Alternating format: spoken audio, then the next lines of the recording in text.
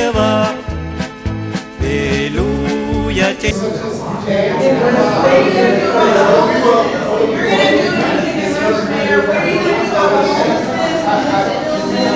All right, just a second here. Just a second here. All right. So we have some more questions here. I'd like to move on. Okay.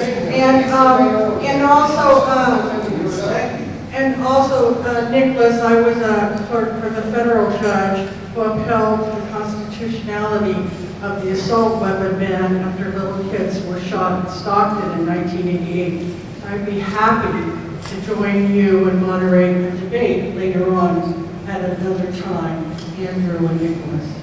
So the next question has to do with the recent attacks on the immigrant community, DACA Dreamers. How do you intend on advocating for our immigrant community and families who keep the Valley's economy thriving? Well, obviously immigration is a federal issue, but that doesn't mean that we at the local level should be talking about it. And I've been talking a lot about immigration reform and the impact that some of the policies out of the Trump administration has had in terms of an impact on our families being separated here in California, in the Central Valley, in the city of Fresno. So I can tell you, as mayor, I would, number one, direct my police department to not engage with ICE in terms of being in the classroom, in terms of the courtroom, in terms of hospitals and places where people should be feeling safe. I can't get into details about a specific case that I have right now, but it's not uncommon for ICE to come in and basically deport folks without talking to local authorities. And in one instance, I can tell you that it's had an impact on one of my cases where somebody that was involved was deported without me knowing it. So that really jeopardizes justice for victims of crimes out there when they sort of engage in this type of activity. One of the things that we have to absolutely be clear about in terms of discussion of who's going to be the next mayors in the next debate and in everything moving forward, we need to ask every single candidate where they stand in terms of what's going on with the Trump administration and their policies that I view as being anti-immigration. And so we need to make sure that we, number one, elect lawmakers to represent us in Congress so that they can pass laws to protect dreamers who were brought here by no fault of their own, people that have lived here, that pay taxes, some of whom have served in our armed forces. And so some of these folks are being deported, veterans are being deported, and so that's wrong. And so we need to make sure that we have lawmakers in Washington that represent our views in terms of that. I'm going to be somebody here at the local level that's going to continue to be a supporter of making sure that families aren't split up, that people who haven't committed nonviolent crimes aren't deported without due process, because I think that it's so important that folks here in the Central Valley, here in the city of Fresno, feel safe. And one more thing, I was just at a dinner the other night where where an economist talked about a huge labor shortage that we have here. And so when we had a guest worker program, there was I think a really good process in place that allowed folks who are undocumented to do all of the great things that they do, be able to contribute back into our society in terms of taxes and take care of their families. And so I want to make sure that people here in the city of Fresno don't live in fear in terms of being wrongfully deported without due process. And I want to make sure that families are kept together. One of the things that we're seeing on this immigration issue is that the police are not giving out to the debtors so that we can do the visa and the visa. That's good to know. I know that my office gets it out when we have victims that are victims or witnesses of witness crime. But they don't even want to take it forward to prosecute, to do you all so you can prosecute it. Yeah. Okay, next question. Yeah, wait, hold on, Sorry. someone else, yeah. So, more specifically, would you advocate for the city of Fresno to be a sanctuary city? And second, part of that would be, what would you do to disaffiliate from the ICE detention center that we have here in Fresno? Because as we all know, that is going underground. So how would you address that, and would you disenfranchise from that? Yeah. That's the part. Yeah, to answer the first part of your question, in terms of sanctuary city, there's really no legal definition of what sanctuary city means. And so, here's the problem. So when you say sanctuary city, and you have somebody that has committed a violent crime like rape or murder that has done their time, I think they should be deported. So when you say, hey, I support sanctuary city, what you're saying is, I support keeping that person here. And I think the vast majority of people would say, hey, after they're brought to justice, after they've been through their court proceeding, they've gone to prison, they should be deported. And so, first of all, I don't know what sanctuary city means, but you can look back at what I just said in terms of how I don't want to have people deported without due process, who haven't committed violent crimes, and that sort of thing. And so, I'm pretty sure I answered your ICE question too. I'm going to direct my police chief not to engage with the Trump administration in terms of what they're doing right now with deportation. But the Fresno Police Department doesn't do that. They say they don't do that. That's correct. Right, they have a memorandum that we organized back in the mid-1900s, around that time. They have a memorandum that we forced on, and we agreed to it. So we know that, I mean, there was a period in time where they were taking all the cars because people didn't have a driver's license, and they were being very rude about that. But they weren't deporting them. They started, but we put a stop to that. You know, the other part of it too is that we just don't have the resources to perform a federal function. And so for the federal government to come in here and commandeer our local police force, that's a violation of the 10th Amendment. It's unconstitutional. They shouldn't be doing it. So I do want a commitment from you that you have them follow on the issue of our. yeah, I'm with you on it. Let's move on to the idea about infrastructure. So we have a couple of questions about your plan for sidewalks, for roads, and your thoughts about high-speed rail. So one of the core functions of any city is making sure that we maintain infrastructure. You know, we have a huge potential moving forward in terms of SB1 money. This money is in part from what we all passed in terms of the gas tax in the last cycle. So we need to make sure that the city of Fresno and our sort of surrounding communities get our fair share of that. I'm really concerned that a lot of this money is going to be going to the Bay Area and Los Angeles, where you know, they're doing a lot of work. Places like Bakersfield are doing a lot of work. So we need to make sure that we get those dollars to come here to Fresno. And we need to be more aggressive in terms of people who go after this money and work for the city. We've had some positions that were designed to do this, and so I want to bring those positions back to make sure that we're aggressive. But also to make sure that things like Measure C, that keeps going. We need that money as well. And I think that might be up on the ballot coming up pretty soon as well, so I want to make sure that we support that. In terms of high-speed rail, I've been very critical about how they've managed the program. We've seen how long it's already taken. You know, I think we passed the high-speed rail proposition back in, I want to say 2008, 2007, 2008, and we haven't made very much progress on it. So we've already dumped a lot of money into it. I've been very public about how I think that it's very hard for any state to create a high-speed rail program on their own. I've suggested that we get the federal government involved. I think in the new Congress, with the new administration, one of the first things that I've heard at least that they want to take up is infrastructure spending.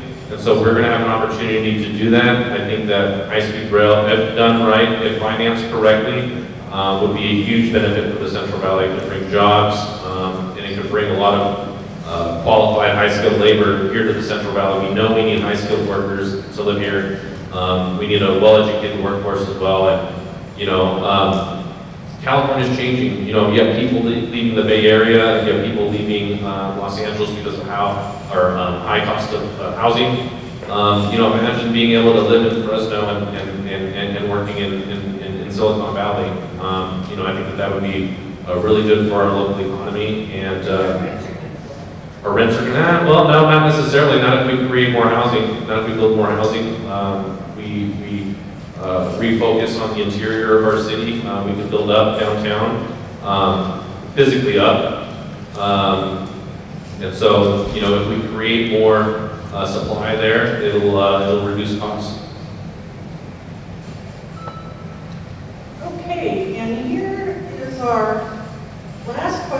about what are your plans to move the city operations to carbon neutral? I think we're all concerned about environmental issues, and how soon will all city vehicles be electric? We absolutely have to move in that direction. Climate change is I think, the major issue facing humanity moving forward. And scientists will tell you we have a very small window to turn things around. And so, as mayor, I want to absolutely be a moral leader in terms of converting into electric and carbon neutral technologies. It's so important. We have to do it in a responsible way. We have to make sure that we have a city manager that has background and training in how to transform our fleet. So I will commit to doing that. The other thing that we have to make sure that we do is we have to get our city council on board with it too. Because the mayor has some power, but the city council, they control the purse strings. So we need to make sure that we have elected leaders here that, number one, believe climate change is real, that it's a problem, and that it's going to affect our children. And so we want to make sure we have serious folks that are going to take on and tackle this issue. I'm going to be one of them. Go ahead. My name is Carmen Ross. Hi, Carmen. I was at the council meeting last week when they introduced the work that's going to be done in the conservation. And they didn't take into consideration environmental issues. You know, there's a lot of things that can be done that are not costly, and then you can consider in step one to address them. So they need to hire people that are in construction who understand the LEED. It's an award for environmentally sound buildings. But in the long run, even though it might be expensive to begin with, in the long run, it saves money and it saves the issue that we're trying to address. So I would like to know from you how you're going to address that with the buildings that are going up in Fresno. Thank you for the question, Carmen. You know, I think it's always been, people have always thought of somehow that if you want to implement environmentally friendly policies, and somehow that's going to hurt a city's bottom line. And I think you touched on it in terms of the LED lightings with all of the traffic lights and things. And I looked at the numbers. I think we're going to save over $1 million moving forward. So I think it can be cost effective. I think it can be financially beneficial for the city. So recognizing that, I think, is important. You know, committing to the second part of your question, you know, absolutely, I want to be somebody that supports that.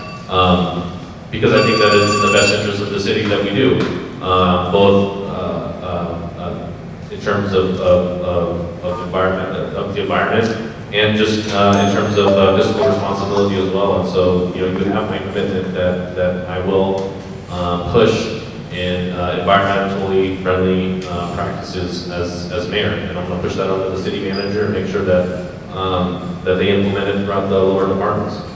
Andrew, we have a gentleman in the back. Yes, sir. I had a card up there, but I guess it got lost between here and there. It's okay. I want to stay local and neighborhood questions and concerns and, you know, problems that we have.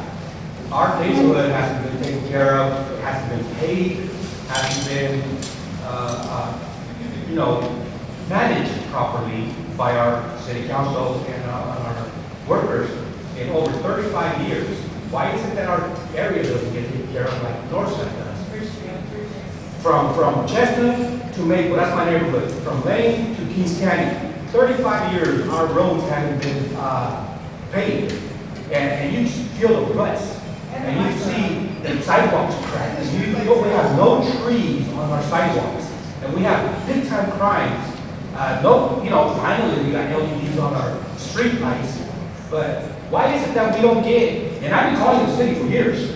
Hey, we got ruts on Kings Canyon and Chestnut. I ride a motorcycle.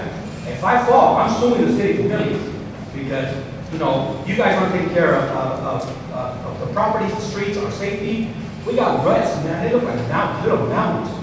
On every corner pretty much of the street. Not even our lights are streets.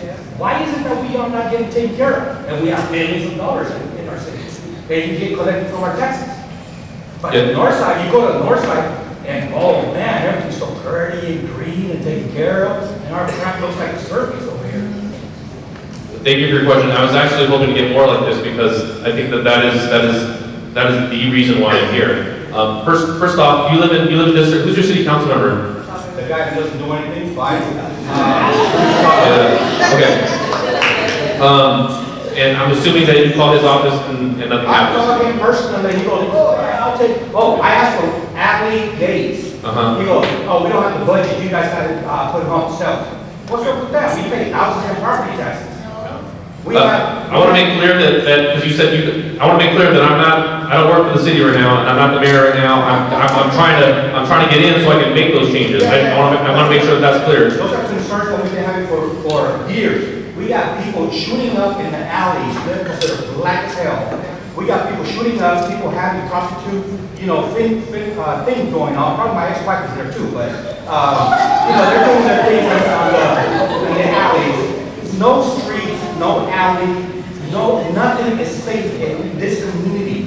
We are afraid to walk anywhere. I have my wife literally walk with a knife, a mace, and whatever else she carry, because nowhere is safe. We don't go anywhere because we're going to get robbed, shot. The way I look, everybody's going to assume that I'm just a gangster or some kind of alcoholic just because of the way I look and carry myself. But that's not the point. I was in the police academy and I dropped off myself because of the stuff that I noticed within the police force. And, we don't get taken care of here at all noticed. Nobody asks questions. We speak, but nobody listens. And nobody does anything about it. And we are so sick of it. We need somebody that's going to do something about it. One of the things and you're not the first person that has come up to me with a frustration, and I feel your frustration.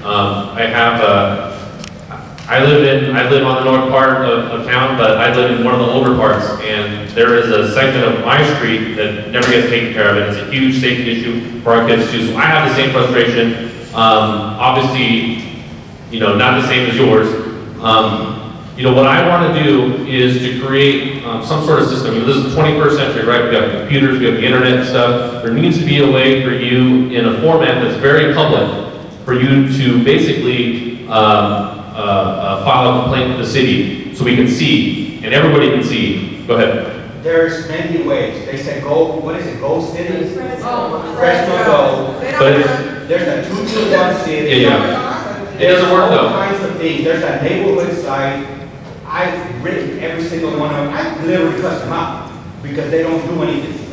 And nobody listens. Nobody.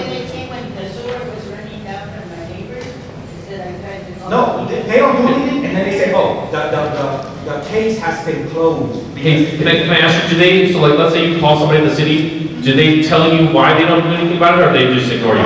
They just say, we'll make a case, or something like that. Go to Orange and Kings, go to Orange and Chestnut, go to Clovis and Kings, and all the surrounding areas. Then corners are dangerous. They're not just, untreated. They're dangerous. They're a hazard. And especially somebody on two wheels. You know what I'm saying? But it's dangerous for everybody. Yeah, so to me it seems like, there's an opportunity not only to create jobs, but also to make sure that to create a situation where your neighborhood's safe. We need better heads. We need better people up and top. They work for us, but they act like they're kings and queens, that they don't have to listen to us. We're nobody.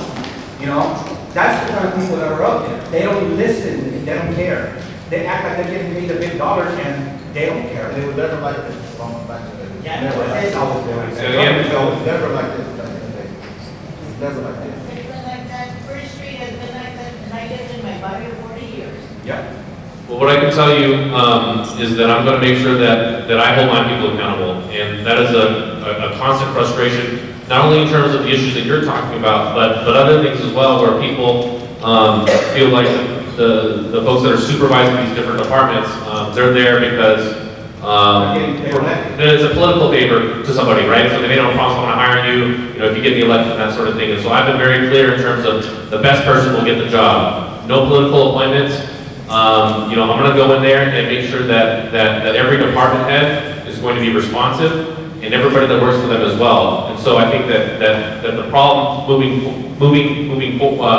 previously up until now is that there are people that like donate money to the candidates, developers donate money to the candidates, and then what they do is then they put their guys in, right? And like you said, it's a job, they get a paycheck, and in a lot of countries, that would be considered corruption. In the United States of America, not so much.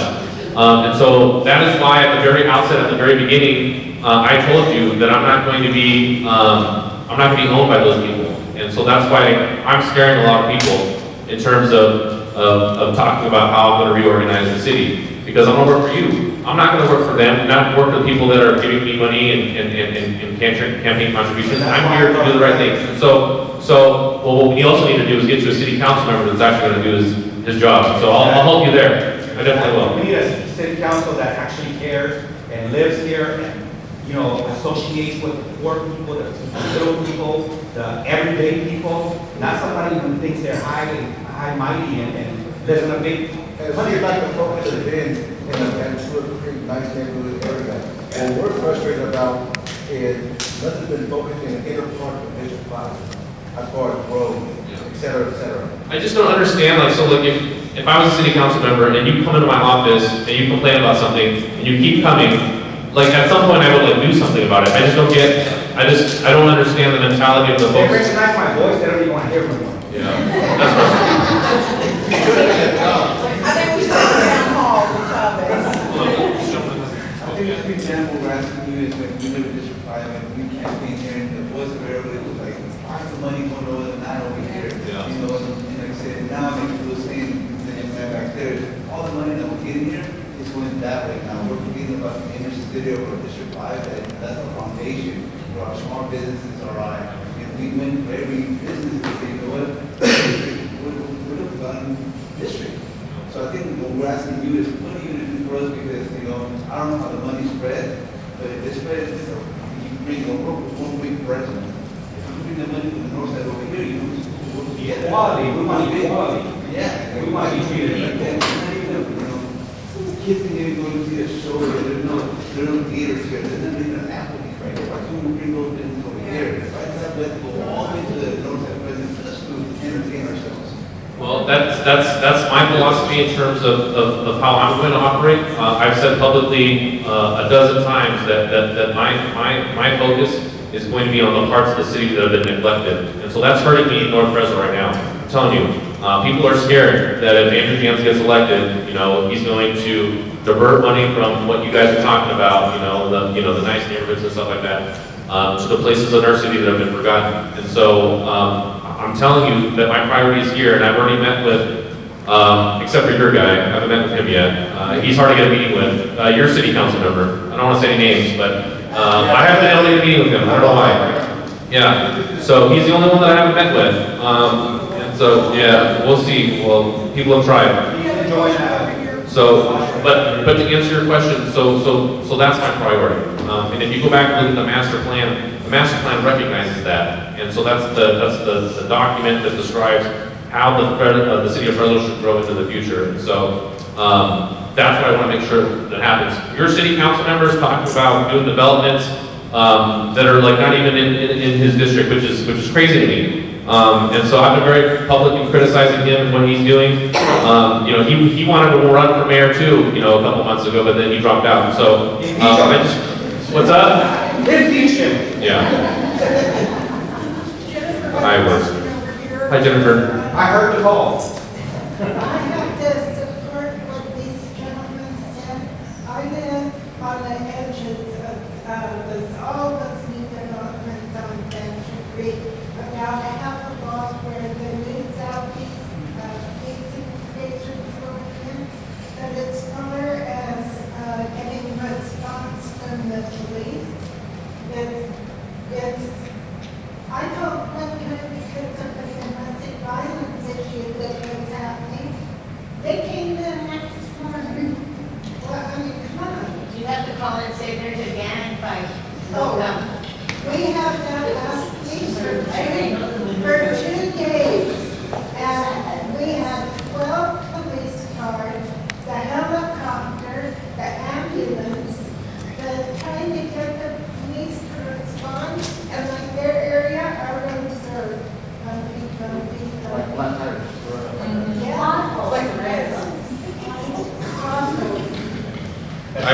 frustration on that too. If you go out with some of the patrol officers, they have like a log that shows all the things that they have to respond to. And, 9 times out of 10, it's hard for them to get to every single one. There's just not enough of them. But I think long-term, if we start to address the issues, the underlying issues that create crime and poverty and all of the bad things that we see about Fresno, I think that call log will get shorter and shorter and shorter. So there's less things for them to have to respond to. It's a complicated issue in terms of balancing between, do we hire more police officers? Do we hire another 100, 200 police officers? Or is it about creating more efficiencies within the department, doing something different than we've been doing in the last 18 years? Before expending additional taxpayer dollars, I want to see if there's anything that we can do internally to see if we can smooth things up so you're not waiting until the next day to come out for a domestic violence call. I have a question on the police, following up to her question. Yes. Are you willing to support expanding the powers of the independent police officer to include subpoena power, individual interviewing, etc.? I haven't, I've been looking at that. I haven't come to a decision on that yet. What we already have here is and I know that you're not going to like the answer to the question. We have right now, the person that's supposed to be the independent arbiter of all these things is supposed to be the district attorney. Right. So we have a public integrity unit that's supposed to be looking into things like this. And so figuring out maybe ways for the DA to get more involved so we don't create additional bureaucracy, I think would be a good starting place. But I haven't signed on yet to an independent commission that would be able to issue subpoenas. I'm saying the powers of the independent police officer right now. Give them subpoena power. Because now that I'm retired and I've been reading his reports, if you read that if the kid that they shot back, he made some good recommendations. He made some good observations, and he could have done more if he would have done his own independent investigation. I'm not going to rely on the district attorney because that's a political office and they don't happen. The last one didn't even investigate police shootings. Well, like I said, I haven't made up my mind on it yet. There's room for you to convince me one way or the other, I think. Yeah, that's the county, that's not city, you're the city. Thanks, Andrew. My question also piggyback on personal sharing and affording. Yeah, all the developers and all homes are already well done, but these are cities that we really need support on. With that being said, Southeast, we have the kind of shooting and that's shooting there. How do you feel about that? What can you do more about policing in our areas? What I've been informed in the neighborhood is that in that area, in the moment, all of it, we had 3 shootings over in the last 4 days. And so now what happens? What goes on? We just clean up lives and then it repeats itself again? That's my concern for safety in our own backyard. And they haven't even found those people that did the shooting. Yeah, Fresno Police is still looking, absolutely tragedy, and you're right, that wasn't even the first shooting in that area that day. And so just, another example of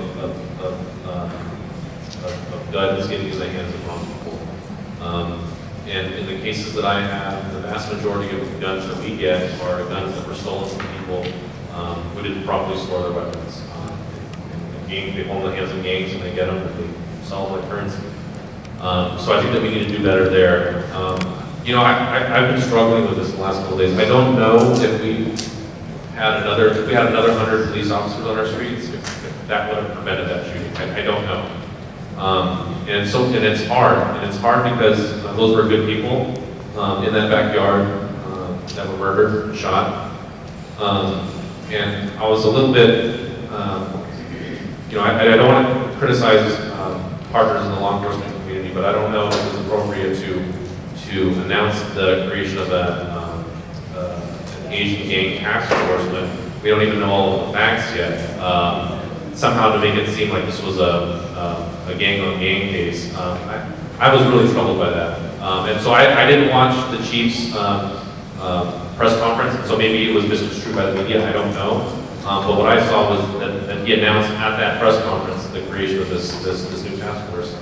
And we haven't even caught the suspects yet. So I was really troubled by that. And I know that my friends in the Hmong community have been struggling for years to especially young Hmong men, to overcome this perception that somehow, that everyone's involved in a gang. And it's just, this is a step in the wrong direction, in my opinion. And so, obviously my thoughts go out to the family and everybody involved, and I really hope, and I think we will have a break in the case, and we can get justice for these victims. What's wrong? I wanted to thank everybody for coming tonight, and if you would like to have your picture taken with Andrew, now is the time to do it. But also, we have a very important ask, and that is, Andrew, can you tell us how they can support you? Where your office is, how they can like you on Facebook, how that email, how they can write a check for you, how they can volunteer. And so, did we also want to make take a group picture, Mark? Yes, absolutely, here. Okay. And then also, Andrew, you'll be here for a few minutes, so if people have other questions that weren't answered, I'm sure he'd be happy to let us do that. But thank you so much. Don't leave without us having your question answered or your picture taken with me. What's up? Okay, so 9 million went to the police department for the general fund. 694,000 went to the general fund and the police department for the homeless task force and housing. Yeah, I would not be supportive of that. I want to figure out new ways to be spending that money. I think that going back to what I said earlier, criminalizing homelessness is not the solution. I think that's actually part of the problem. And so I think that money would be more effectively spent with organizations and folks like you who are active in the community and trying to create better opportunities and situations for our homeless neighbors. So I think that is one of the first things that I'm going to take a look at in terms of the next budget cycle. The whole talking about in terms of just the FPD portion of it, or the whole thing. I think that if we want to keep the homeless task force in place, I think that it needs absolutely new leadership. But again, I support a new approach to it. So I think that is sort of the overarching theme to my campaign, and what I'm trying to communicate to all of you is that it's not going to be business as usual.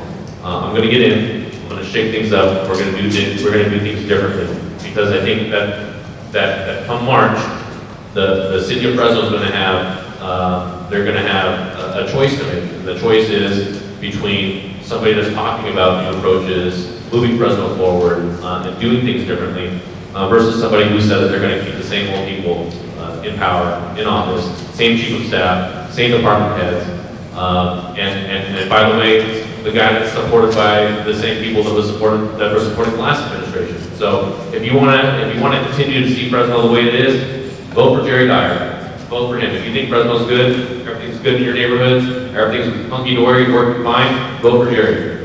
If you think that Fresno deserves a new approach, a new direction, I hope that you vote for me.